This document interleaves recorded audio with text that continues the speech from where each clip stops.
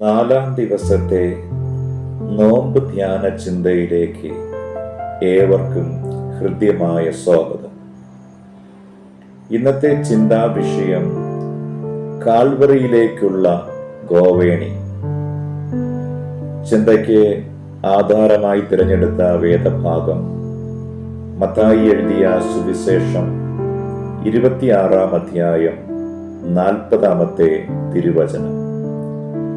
എന്നോടുകൂടെ ഒരു നാഴിക പോലും ഉണർന്നിരിപ്പാൻ നിങ്ങൾക്ക് കഴിഞ്ഞില്ലയോ? ആർക്കു വേണ്ടിയാണോ ഭൂമിയിലെ നിയോഗം ഏറ്റെടുത്തത്, ആരോടാണോ ചേർന്ന് ജീവിച്ചത്, അവസാനം ആ പ്രതീക്ഷ പോലും കൈവിടുന്നവന്റെ സങ്കടം വളരെ വലുതാണ്. ജീവിതത്തിൽ വളരെ പ്രധാനപ്പെട്ട തീരുമാനം കൈക്കൊള്ളാൻ നേരമായപ്പോൾ എവിടെയോ ഉള്ളിന്റെ ഉള്ളിൽ ഒരാശങ്ക. തനിക്ക് വേണ്ടി ഒഴിച്ചു വെച്ച പാനപാത്രം കുടിക്കണമോ, അതോ പകുതി പങ്കുവയ്ക്കണമോ, അതോ മുഴുവനായും ഉപേക്ഷിക്കണമോ?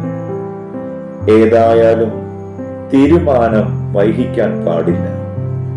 ക്രിസ്തുവിന്റെ ജീവിതത്തിലെ ഏറ്റവും വലിയ വഴിത്തിരിവായിരുന്നു ഇത്. തന്റെ സങ്കടങ്ങളെ ചേർത്ത് പിടിക്കാൻ ചങ്ങാതിമാരോട് ആവശ്യപ്പെടുന്നുണ്ട്. പക്ഷേ അവർ ആരും യാഥാർത്ഥ്യത്തിലേക്ക് തിരിയുന്നില്ല. അടുത്തിരുന്ന് നെഞ്ചിന്റെ വെളിച്ചം കാണേണ്ടവർ ദൂരെ ഇരുന്ന് ഇരുട്ടിലേക്ക് നീങ്ങുന്നുണ്ട്. അവിടെയാണ് ക്രിസ്തു ഏകാന്തത അനുഭവിക്കുന്നത്. ഒരാള് പോലും ഇല്ലല്ലോ കൂടെ നിൽക്കാൻ. ഏറ്റവും സങ്കീർണമായ സമയത്ത് ഒരുവന്റെ ആവശ്യത്തിലേക്ക് ഇറങ്ങി വരുന്ന ആളിന്റെ പേരാണ് സുഹൃത്ത്.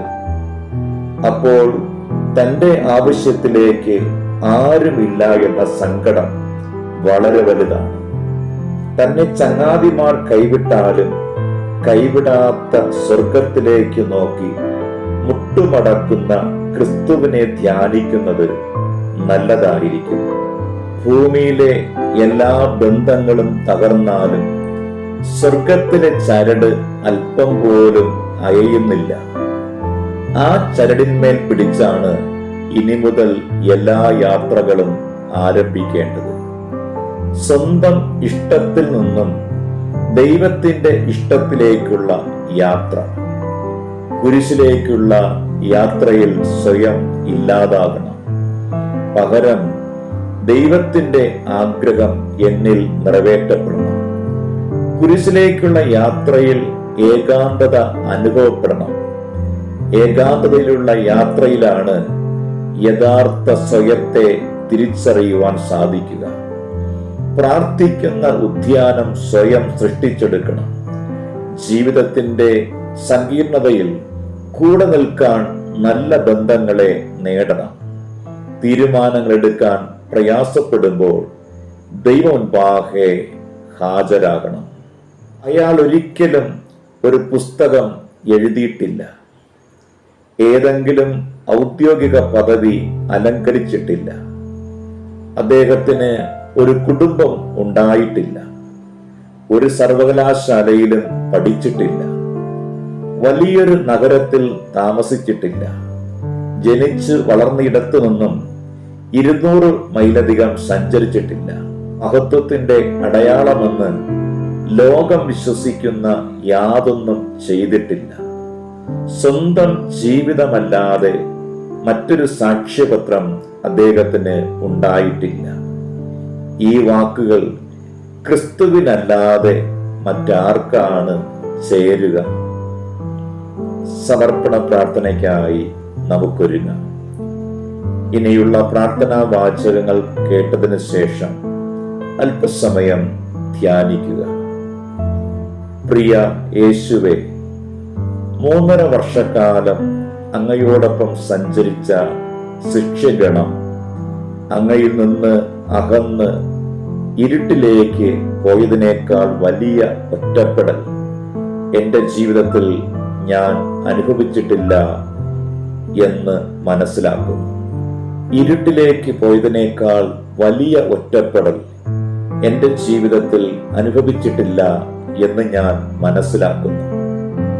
ഈ ഭൂമിയിൽ ആരിൽ നിന്നും ഒറ്റപ്പെടുമ്പോഴും അങ്ങയിൽ പ്രതീക്ഷ അർപ്പിക്കുവാൻ വകയുണ്ടെന്ന് ഞാൻ തിരിച്ചറിയുന്നു.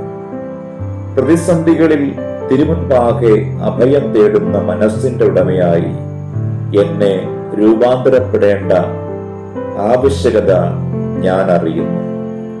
നമുക്ക് പ്രാർത്ഥിക്കാം. ഞങ്ങളുടെ വേദനകളെ അവിടുന്ന് സഹിക്കുകയും ഭാരങ്ങളെ വഹിക്കുകയും പാപത്തെ പരിഹരിക്കുകയും ചെയ്യുന്നവൻ നീ ആകയാൽ ഞങ്ങൾ അവിടുത്തേക്ക് മനസ്സുയർത്തുന്നു. ഉയരത്തിൽ നിന്ന് ഞങ്ങളെ ദർശിച്ച നിന്റെ കാഴ്ചയുടെ മുമ്പിൽ ഞങ്ങൾ സ്വയം വിനയപ്പെടുന്നു.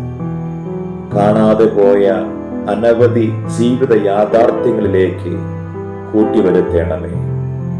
അങ്ങയുടെ ജീവിത അനുഭവങ്ങളിലേക്ക് ഞങ്ങളും യാത്ര ചെയ്യുന്നു. ഞങ്ങളെ ബലപ്പെടുത്തേണമേ. ആമേൻ. ഇന്ന് 4-ാം ദിനമാണ്. നിങ്ങളുടെ മനസ്സ് ശാന്തമായി തുടങ്ങിയിട്ടുണ്ടെന്ന് ഞാൻ പ്രതീക്ഷിക്കുന്നു. കാരണം നിങ്ങളിപ്പോൾ ഓരോ പ്രവർത്തനം ചെയ്യുന്നതിന് മുമ്പും കുരിശിനെ ധ്യാനിക്കുന്നുണ്ട്. നെപ്പോളിയൻ ചക്രവർത്തി പറഞ്ഞിട്ടുണ്ട്, എൻ്റെ ജീവിതത്തിലെ ഏറ്റവും വലിയ നിമിഷം ഞാൻ ആദ്യമായി വിശുദ്ധ കുർബാന കൈക്കൊണ്ട നിമിഷമാണ്. നിങ്ങളുടെ ജീവിതത്തിലും ധന്യമായ നിമിഷങ്ങൾക്ക് ഈ നോമ്പുകാലം പിറവി നൽകും. നന്മകൾ നേരുന്നു.